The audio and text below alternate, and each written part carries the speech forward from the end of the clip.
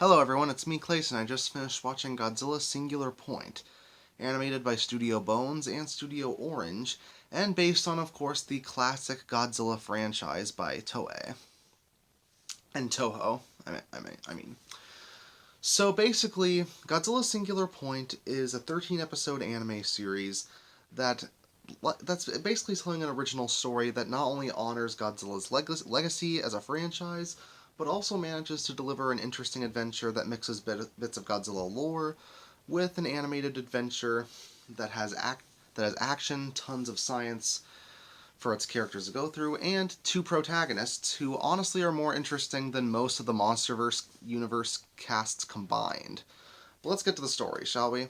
The story is about Mei Kamino and Yun Arikawa, a grad student and an engineer, who are both drawn to a sound that comes from a strange mansion in Japan.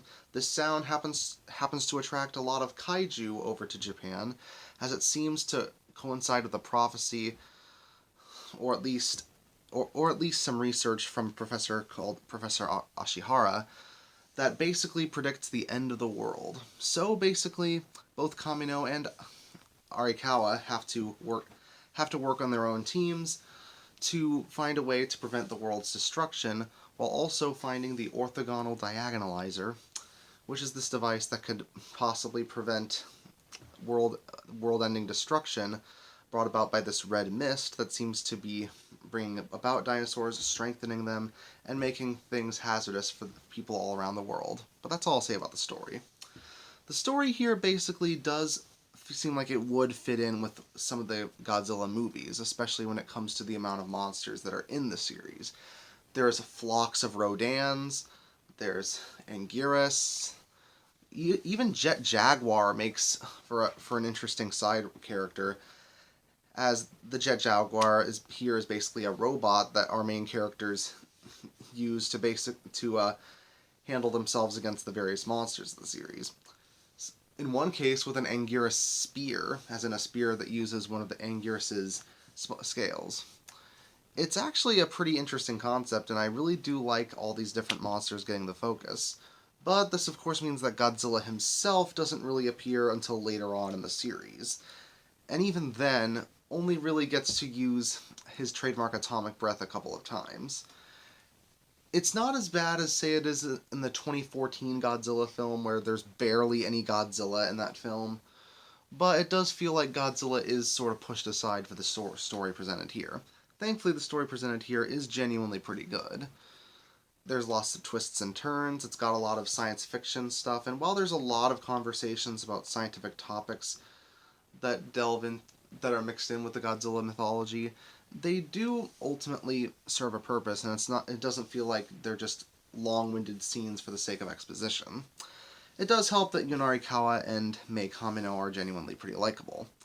Yun definitely looks like Gintoki, and Mei is a little bit clumsy, but both are genuinely intelligent people who have more interesting quirks than most of the cast from the MonsterVerse,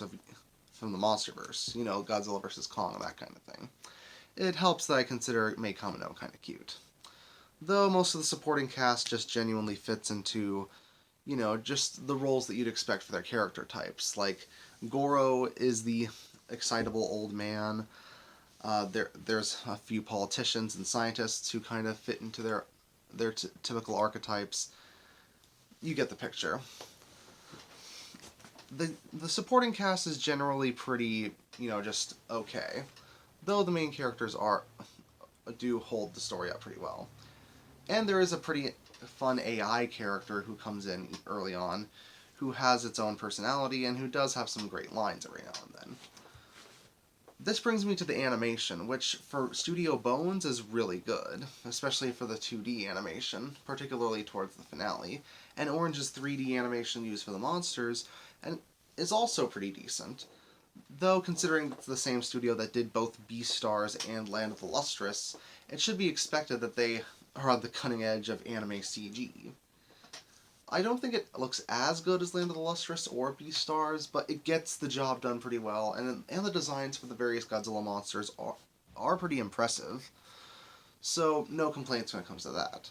So, outside of a slow beginning, I should mention that the beginning is kind of slow, and there are a few too many scenes of scientific jargon that are thrown in.